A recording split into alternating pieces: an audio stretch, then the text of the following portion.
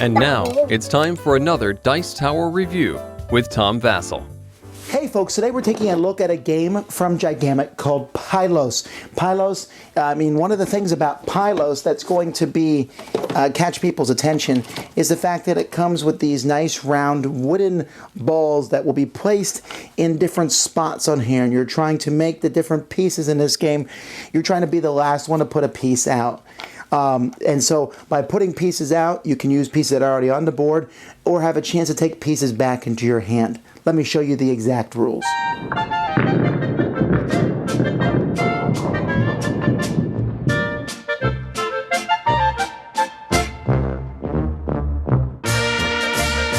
Here's the board. You can see that it's solid wood. The balls are nice and wooden, and they drop, and when you knock the game on the floor, they scatter everywhere. Lots of fun to pick them up. Not that I would know. But anyhow, one person plays with the light wooden balls, the other person plays with the dark ones, and one player goes first, and this is your reserve. So on your turn, you can take one and place it anywhere on the board. And as players are placing these, they're trying to make a square, because when you make a square, you are allowed to take a ball and put it on top of it. However, let's say it was someone else's turn, or it was my turn again here, I could take this one and put it on top.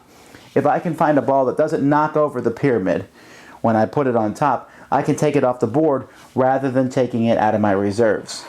The other rule is, if you ever form a square of your four exactly, four of your color, then you may take two back off the board and put them in your reserves, as long as they don't knock things over. So if I had these two, I could take this one and this one off the board if I'd like. And so if you want to play the expert game, you can play the same thing happens if you ever form a line of your color. That lets you take them back off. See, the goal of the game is to be able to place a ball onto the board. If you can't place a piece onto the board, then you lose. So you want to play so that you get these back as quickly as possible. As the game progresses, though, the other way to win is to be the person who puts the final ball on top of the pyramid. Now, I'm not playing an actual game here because the games are much, much different than this and can get very thinky, but whoever places the ball on top of the pyramid is the winner. And you can see it looks really cool, but you'll find that most games don't end like this. Most games end because one of the player runs out of pieces, and then that player loses and the other person wins. If you're playing with kids, you can play without the rule of making a square of your color, and just the only way to preserve your pieces is to form a square and then put a piece on top of a square that's already on the board. And that's how you play. Once again, Gigamic makes a game that when it's done looks really good. You can let these sit on your dining room table if you are a brave person and don't have a cat or a child, which will knock them and scatter the balls bouncing everywhere. It's a lot of fun to see that happen, I suppose, but it's kind of a pain to pick up. But the whole thing does look good, and it's this whole feel of, how can I outthink you? Now, granted, this is probably a solvable game. There's probably a computer. I still haven't figured out the best way to play this game. I sit there and try to make squares my own color. I think it's fun to play the variant where you try to make a line of your own color, and you're basically just trying to block your opponent the whole time, but set yourself up because it's so important to get your marbles back. And as soon as someone makes it, you want to be able to use one of your marbles to put on top.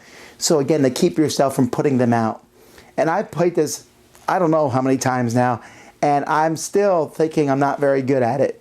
But I enjoyed it. I mean, it's not the greatest abstract I've ever played, but it has a good feel to it. I like the moving the pieces around. And it makes me think in a different way than many other abstract games do.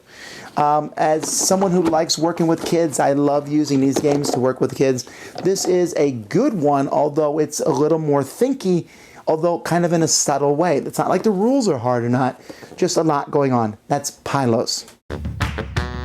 Thanks so much for watching the Dice Tower videos. Find more great videos and reviews, as well as our top-rated audio podcast at Dicetower.com. You can also find other great shows at Dicetowernetwork.com. I'm Eric Summerer, and you've been watching The Dice Tower.